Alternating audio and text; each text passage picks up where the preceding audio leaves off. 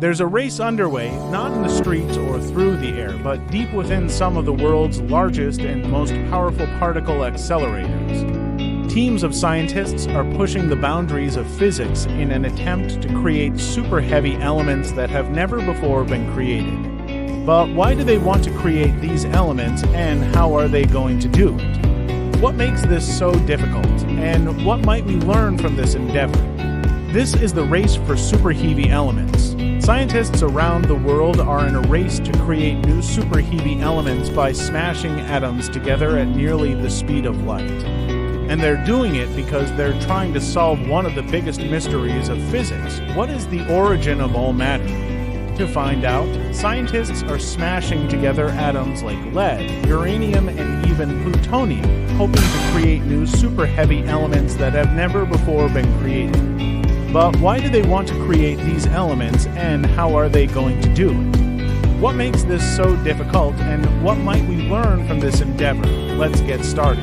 We know that everything around us is made up of atoms, but where did those atoms come from? Scientists believe that only the lightest atoms, hydrogen, helium, and a trace of lithium were forged in the first few minutes after the Big Bang. Every heavier atom came later inside stars, supernovae, or neutron star collisions. As the universe expanded and cooled, subatomic particles called quarks began to combine and form protons and neutrons. Eventually, as there were enough of these particles floating around, they began combining with each other until they formed the first simple atoms, hydrogen and helium. After billions of years, under extreme heat and pressure, these atoms fused together to form heavier elements like carbon, oxygen, and iron. These are known as the light and medium elements. But what happened next? Where did all the rest of the elements come from? It was long believed that the creation of all elements ceased billions of years ago. But in the 1950s, scientists discovered that many of the elements in our world are still being produced today, just in much smaller quantities. Scientists found that when very small amounts of certain light elements such as hydrogen and lithium are bombarded with high-energy particles, heavier elements can be formed. These processes are collectively referred to as nuclear transmutation. In this example, hydrogen atoms are transmuted into helium. Scientists have successfully created elements up to uranium, which has an atomic number of 92, but they've only been able to create trace amounts of these elements, just a few atoms at a time, and they decay extremely quickly. So we still don't know where the really heavy elements came from, and we don't know if elements heavier than uranium exist at all. In 2004, the Joint Institute for Nuclear Research in Dubna, Russia claims to have created element 118, but this has not been confirmed by other scientists. The heaviest element currently confirmed by the scientific community is oganesson, which has an atomic number of 118. Oganesson was first synthesized in 2002 by a joint team of Russian and American scientists, and it is the newest element on the periodic table. Oganesson's nucleus contains 118 protons and 176 neutrons, far more than 100, but many lighter isotopes, such as uranium-238, already exceed 100 neutrons.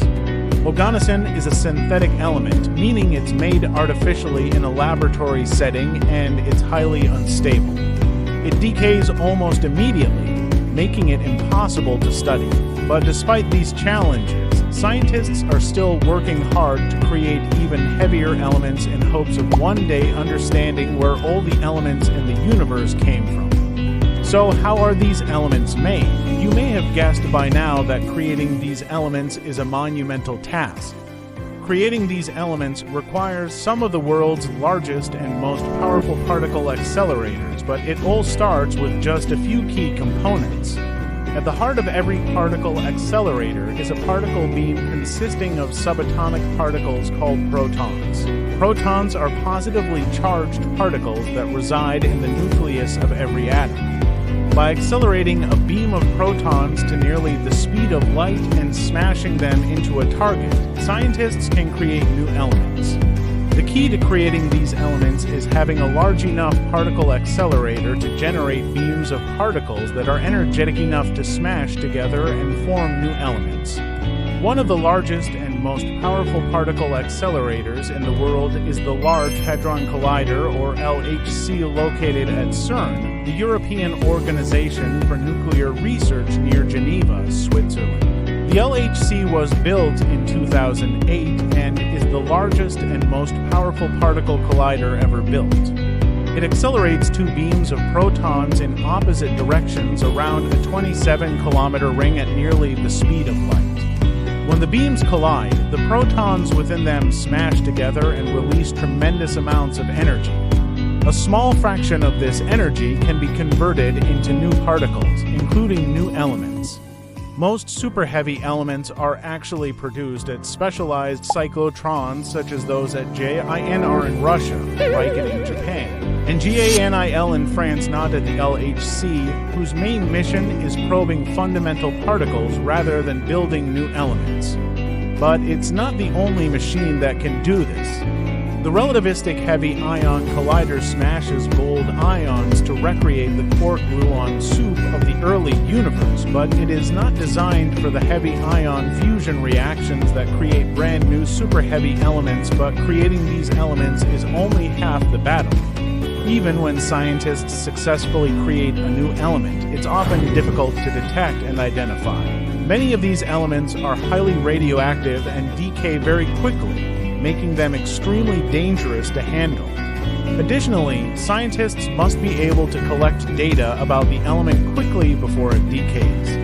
This requires specialized equipment and techniques to detect and identify the element. Despite these challenges, scientists have made significant progress in recent years. One of the most exciting recent developments in the field is the synthesis of element 113 by a team of Japanese scientists in 2015. This element was named nihonium after Japan. Nihonium is highly radioactive and has a half-life of only 1.3 seconds. But the Japanese team was able to synthesize it by bombarding a target of bismuth with a beam of zinc ions using the RIKEN radioactive isotope beam factory accelerator. They detected the element by measuring the energy and trajectory of the particles emitted after it decayed. This discovery was a major breakthrough because it filled a major gap in the periodic table and provided valuable information about the structure of matter. Another exciting development is the ongoing research into the properties of tennessine, element 170. Tennessine was first synthesized in 2010 by a joint team of Russian and American scientists.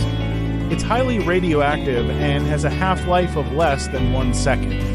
But researchers are using a variety of techniques to study its properties, including laser spectroscopy, which can provide information about the element's electronic structure. These studies are providing valuable insights into the behavior of matter at the atomic level and helping scientists better understand the fundamental building blocks of the universe.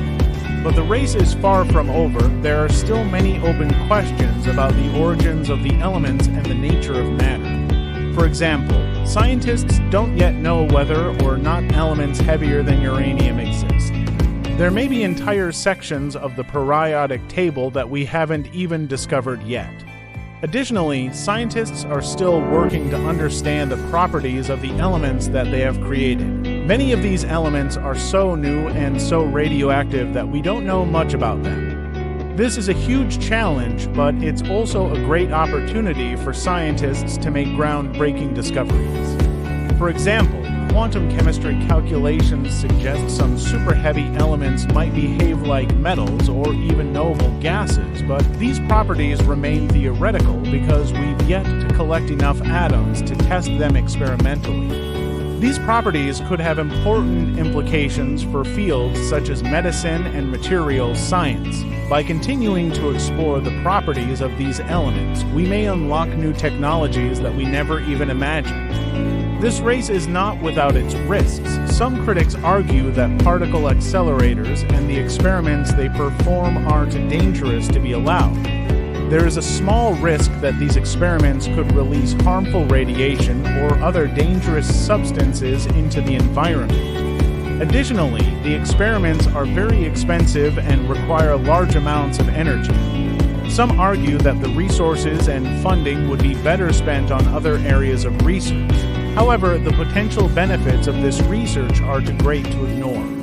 We have already learned so much about the universe and the fundamental building blocks of matter, and we've only just begun to scratch the surface. With continued exploration, we may unlock secrets of the universe that we never even dreamed possible. Do you think the creation of SuperHeavy elements is worth the cost and risk? Or do you think the money and resources would be better spent elsewhere? Let me know your thoughts in the comments below. If you enjoyed this video, please hit the like button and subscribe for more. Thanks for watching.